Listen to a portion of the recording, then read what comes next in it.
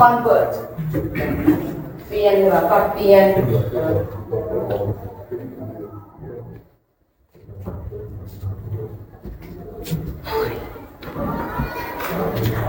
แล้วต่อไปเป็นงานประติมากรรมแกะสลักตรงนั้นน่ะเคยเห็นบ่อยู่ตามวัดว่าอาหารเนาะพระเจ้าจะมีหูปั่นหูแกะหูปัดเนาะหูแต่งงามๆซื่ออันตามผาอันวัดเนาะแต่อย่างว่าเขาเฮ็ดบัวเขาก็จะแกะสลักงามๆเลยสลักแกะการแกะสลักเลยน่ะ sculpture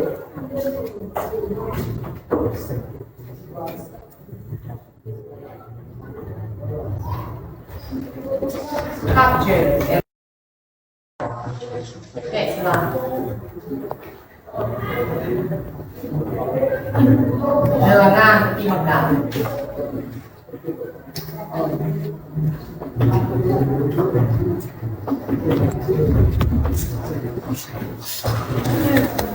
ที่มันดังแกะสลักเนาะใส่กินข้าวสักกันไปได้เลย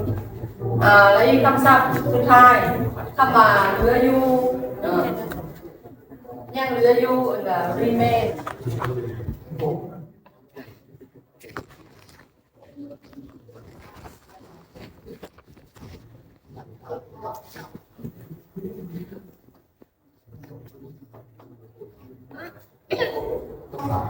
remain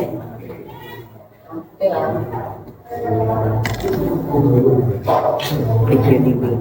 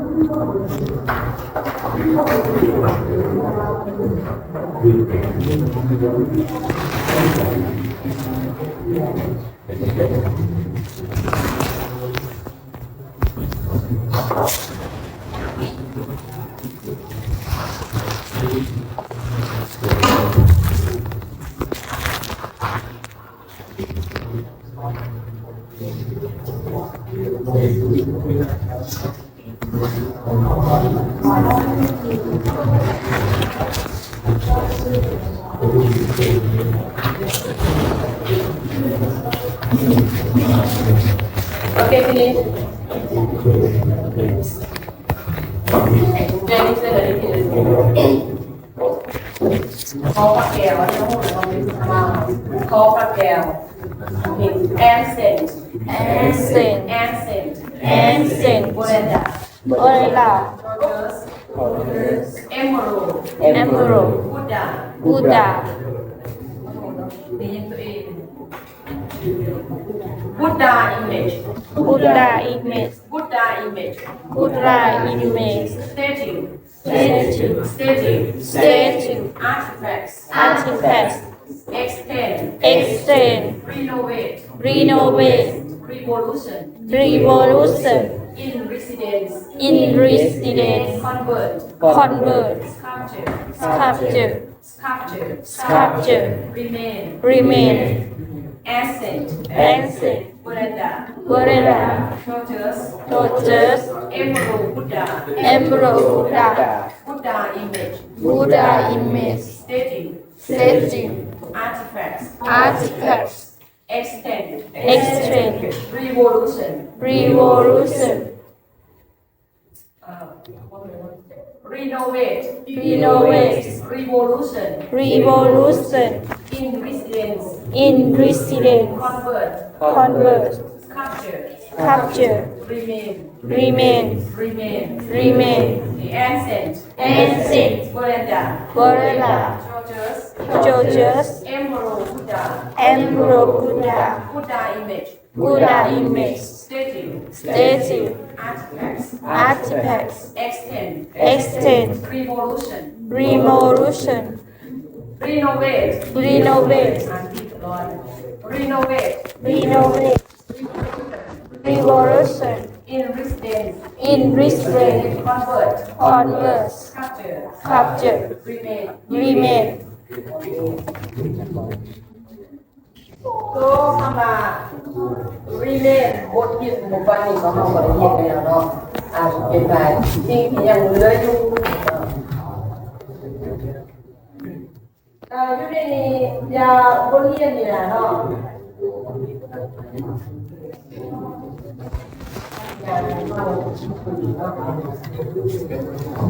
เป็นหลานคุมงานเวลาจะขอว่าเป็นเรื่อง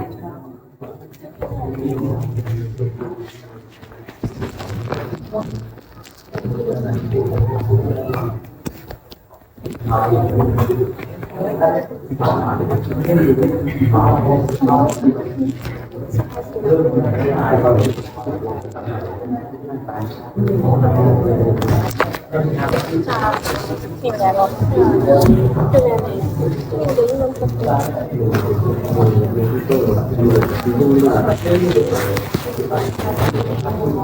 อย่าหลับไว้ให้เขาเองเป็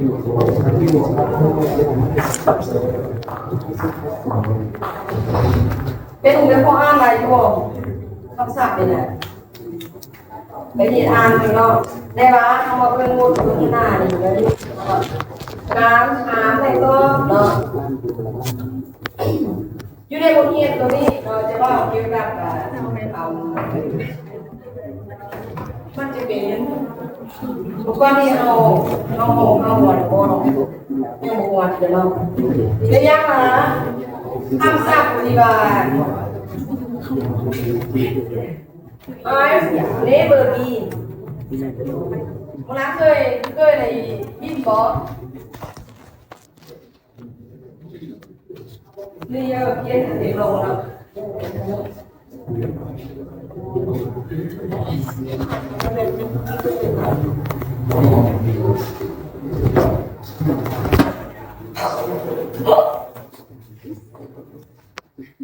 I have never been ได้มาเลยปล่อยมือเลยไป I have never been inside of this place as old and beautiful as this one แล้วก็มาตัวนี้มันจะเป็นประโยคของpresent perfect เนาะ present perfect มันจะว่าคือว่าสิ่งที่เราเคยเห็นเนาะมันจะเป็นกระดาษปัจจุบันทำพันปัจจุบันสมบูรณ์เนาะนะ present perfect ตัวอย่างโอ้ความเคยนะ I have never been to สำเนือ I have never been to Vietnam อย่างเนาะต้องสมัยเจออะไรเนาะเวลาคำถามมันดิคำถามมันจะอย่างว่า have you ever เห็นบ่หรือว่าเขาจะถามนั้นเนาะตัวอย่างว่า no I have never been เห็นบ่อันนี้เป็นคำถามประโยคเราใช้เว้าที่ในกาลปัจจุบันนี่นะเนาะเราสามารถเว้าสิ่งที่เราบ่เคยเห็นนะอยู่ในนี้มันจะใช้ verb have แล้วก็อยู่นี่แม่น verb 3นะจะมีอยู่2 3อยู่ในการเว้าตัวนี้เนาะตัวอย่างคืออะไรเดี๋ยวตัวอย่างอยู่ในบทสนทนาเนาะ What an amazing place. I've never been inside of any place as old as school like this one.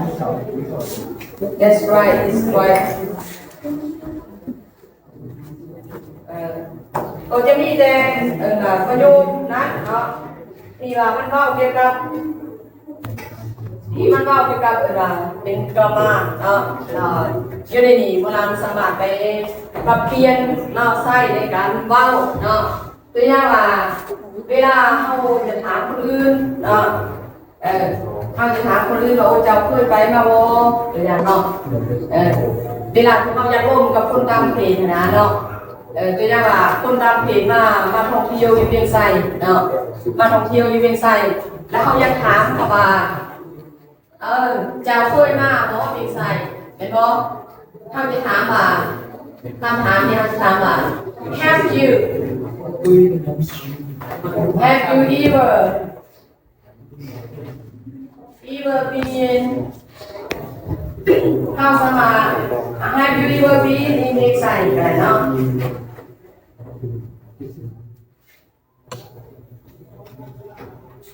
เจ้าเคยมาเวียงไสบ่เจ้าเคยมาเวียงไสจักเทื่อบ่